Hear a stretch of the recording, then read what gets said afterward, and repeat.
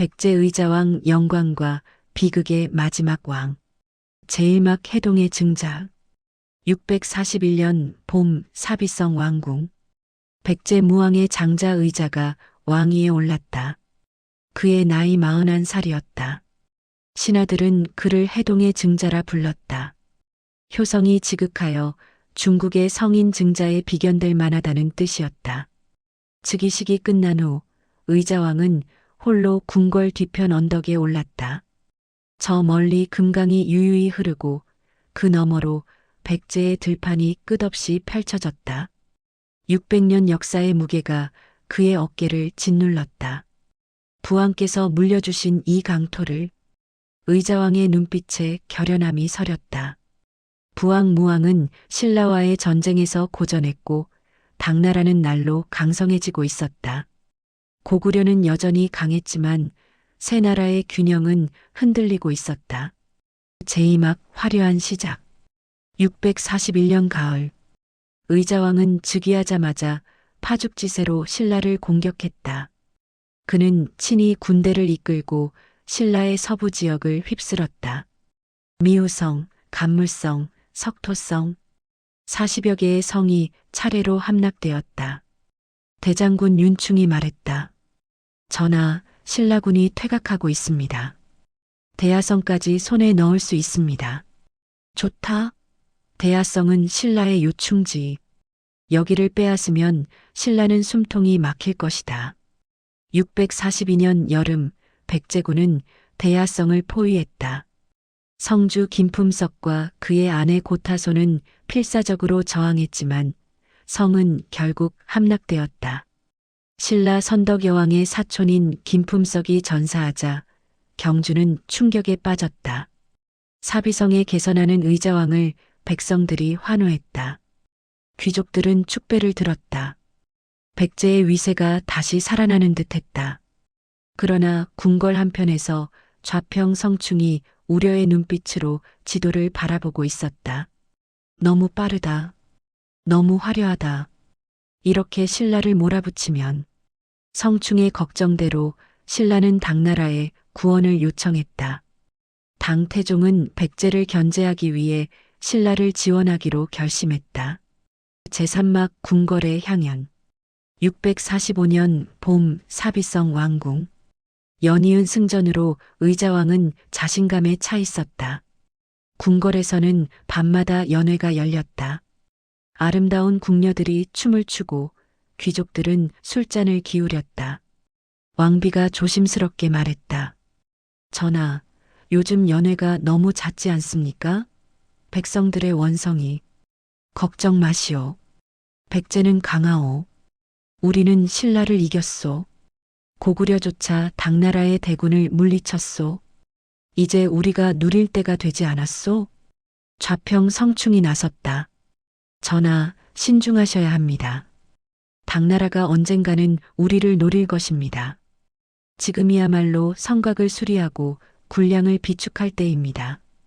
의자왕의 얼굴이 굳어졌다. 성충? 경은 항상 부정적이구려. 승리를 축하할 줄도 모르는가? 전하, 신은 백제의 미래를 걱정할 뿐입니다. 그만. 더 이상 이런 말을 하면 용서치 않겠소. 성충은 깊은 한숨을 쉬며 물러났다. 그는 알고 있었다. 왕이 간언을 듣지 않을 때 나라는 위태로워진다는 것을. 제3막 충신의 죽음. 648년 가을. 좌평 성충이 병들어 누워 있었다. 그는 의자왕을 불렀다. 전하, 신의 마지막. 간언을 들어주십시오. 의자왕은 성충의 손을 잡았다. 어린 시절 성충은 그를 가르친 스승이기도 했다. 말해보시오, 성충. 신라와 화친하십시오. 당나라와는 결코 싸우지 마십시오. 그들의 군사는 바다와 같아서 끝이 없습니다. 성충, 그대는 만약 부득이하게 싸우게 되면 기벌포의 험한 곳에서 먼저 막으십시오. 만약 당군이 육지에 오르면 백제는 위태로워집니다. 성충은 그렇게 숨을 거뒀다. 의자왕은 슬퍼하며 그를 후하게 장사 지냈다. 그러나 성충의 유언을 마음에 새기지는 않았다. 같은 해 겨울 또 다른 충신 흥수가 간언했다. 전하, 좌우의 간신들이 너무 많습니다. 그들은 오직 전하의 비위를 맞추기에만 급급합니다. 의자왕은 화를 냈다. 흥수, 경도 성충처럼 나를 비난하려는가? 전하, 신은 백제를 위해 옥에 가두라. 흥수는 옥에 갇혔다. 얼마 후 그도 옥중에서 죽었다. 두 충신이 떠나자 조정에는 아첨하는 신하들만 남았다. 제오막 삼천궁녀의 전설. 650년대 초반 낙화암과 궁남지. 의자왕은 향락에 빠져들었다. 궁남지에는 연꽃이 만발하고 왕은 많은 궁녀들과 함께 뱃놀이를 즐겼다. 백마강변의 정자에서는 시와 음악이 끊이지 않았다. 훗날 사람들은 말했다. 의자왕에게는 3,000명의 궁녀가 있었다고. 이는 과장일지 모르나 궁궐이 사치와 향락으로 가득했던 것은 사실이었다. 의자왕의 아들 융이 걱정스럽게 아뢰었다. 아버님, 신라와 당나라가 동맹을 맺었다고 합니다. 우리를 칠 준비를 하고 있다는 첩보도 있습니다. 융아, 걱정 마라. 우리에게는 고구려가 있지 않느냐? 당나라가 감히 백제를 공격하겠느냐? 하오나, 그만. 나는 내가 문무를 겸비한 훌륭한 태자가 되기를 바란다. 쓸데없는 걱정은 하지 말거라. 그러나 융의 걱정은 현실이 되고 있었다. 신라의 김춘추는 당나라와 긴밀한 관계를 맺었고 당고종은 백제 정벌을 결심했다. 제육막 태자의 경고.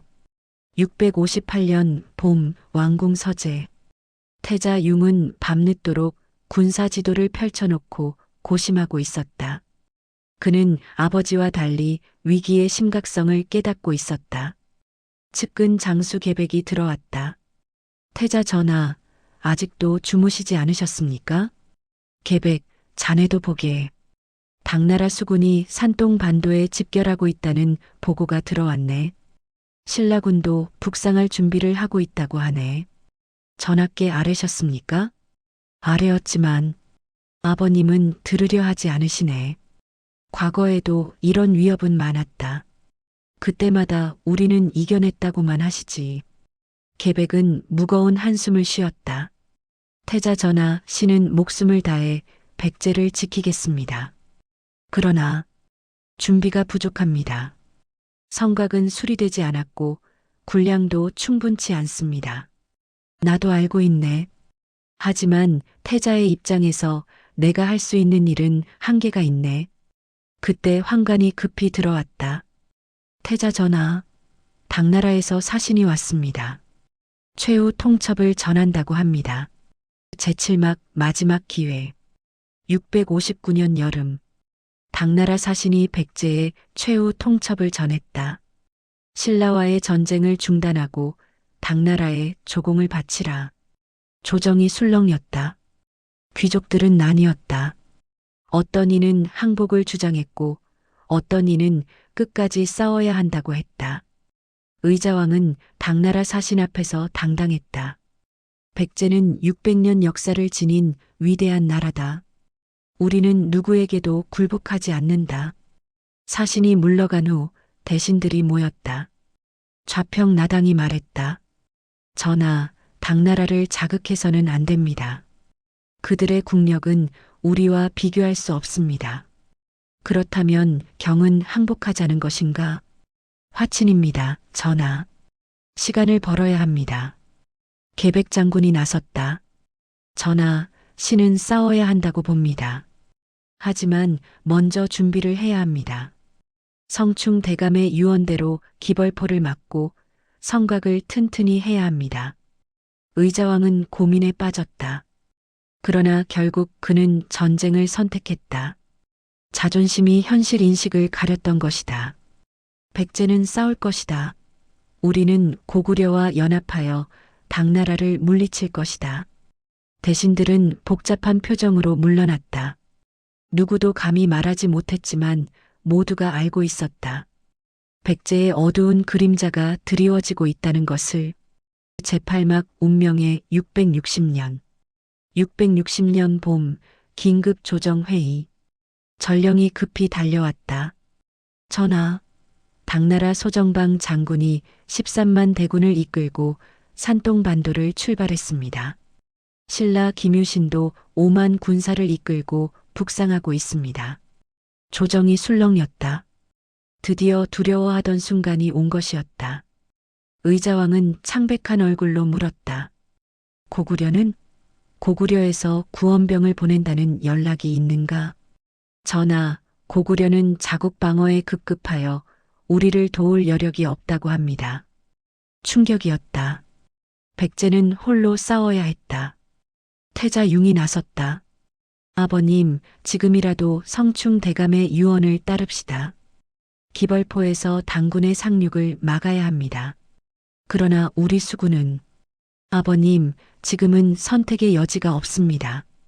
의자왕은 마침내 고개를 끄덕였다. 좋다. 계백, 그대는 정예군 5천을 이끌고 황산벌로 가라. 신라군을 막아라. 상영, 그대는 수군을 이끌고 기벌포로 가라. 제구막 기벌포의 비극. 660년 6월 금강하고 기벌포. 백제 수군 장수 상영은 기벌포를 바라보았다. 좁은 물길, 높은 절벽. 성충 대감의 말씀이 옳았다. 여기서 막으면 당군의 상륙을 저지할 수 있었다. 그러나 백제 수군은 준비가 부족했다. 배도 적었고 훈련도 제대로 되어 있지 않았다. 장군님, 당나라 전선이 보입니다. 수평선 너머로 수백 척의 당나라 전선이 나타났다. 거대한 함대였다.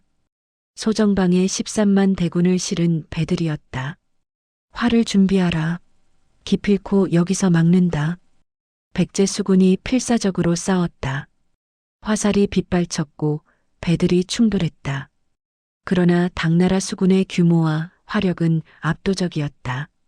상영이 외쳤다. 물러서지 마라.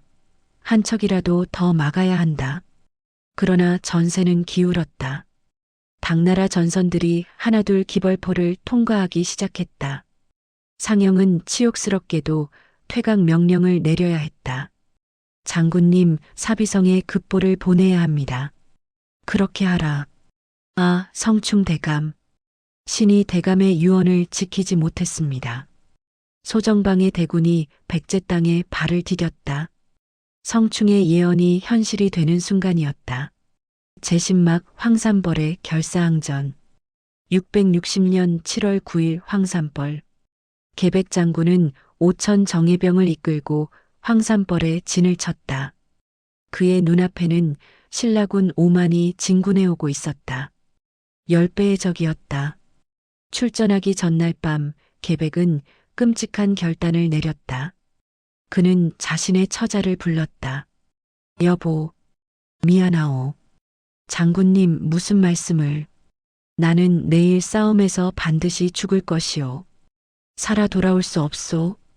그런데 당신과 아이들이 적의 손에 욕을 당하는 것을 차마 볼 수 없소.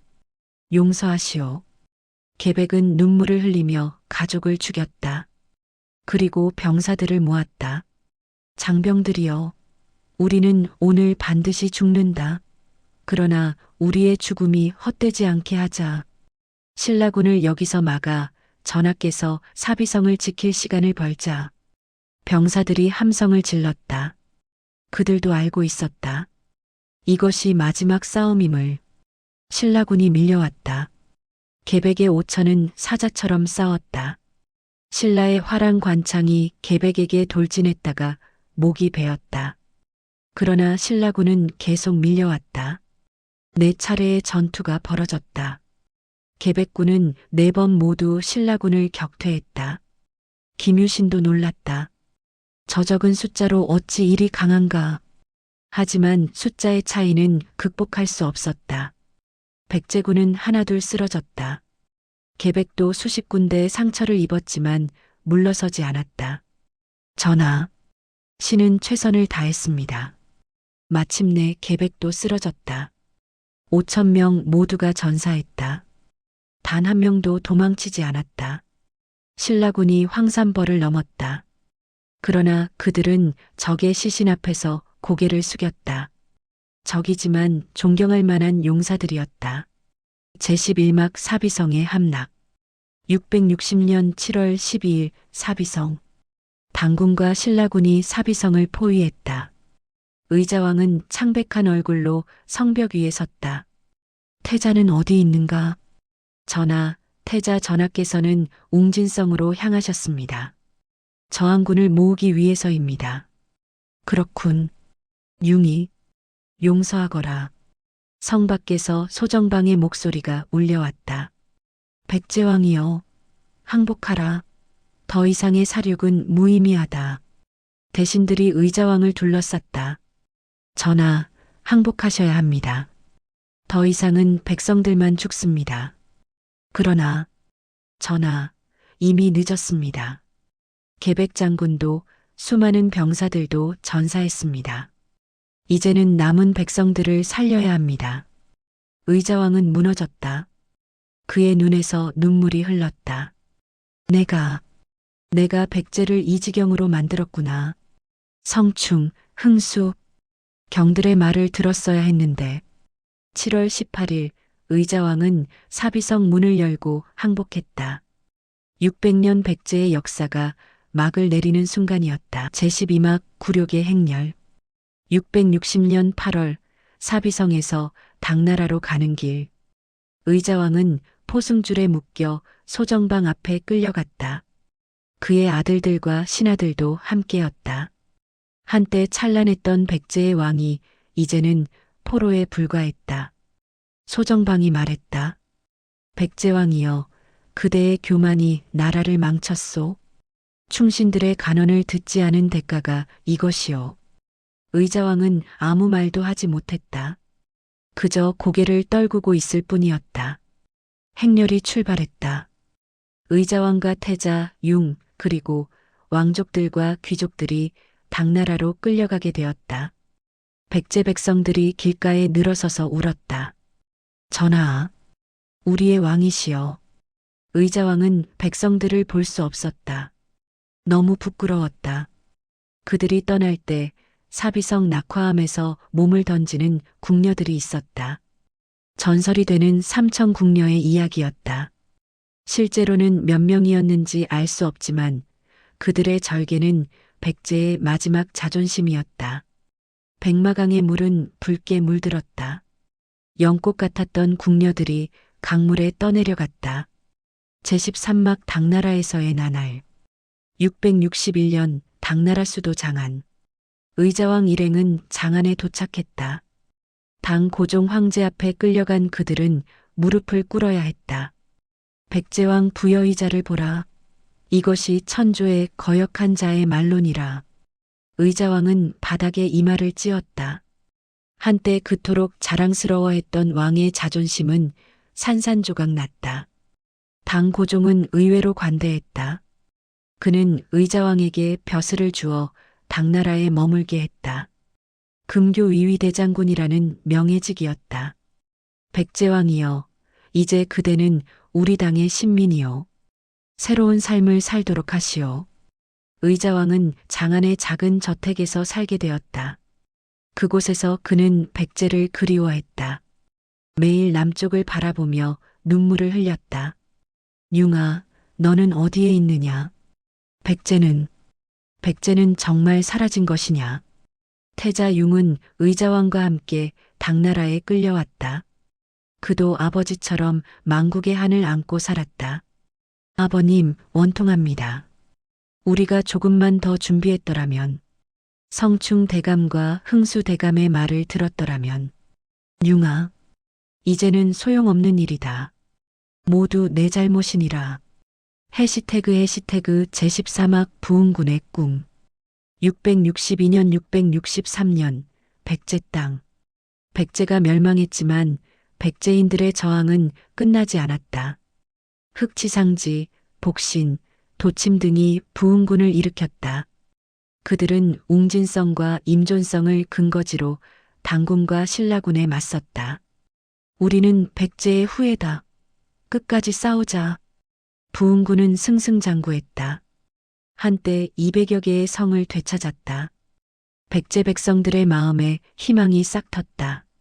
부흥군은 외국 일본에 있던 왕자 부여풍을 왕으로 추대했다. 백제 부흥의 상징이었다.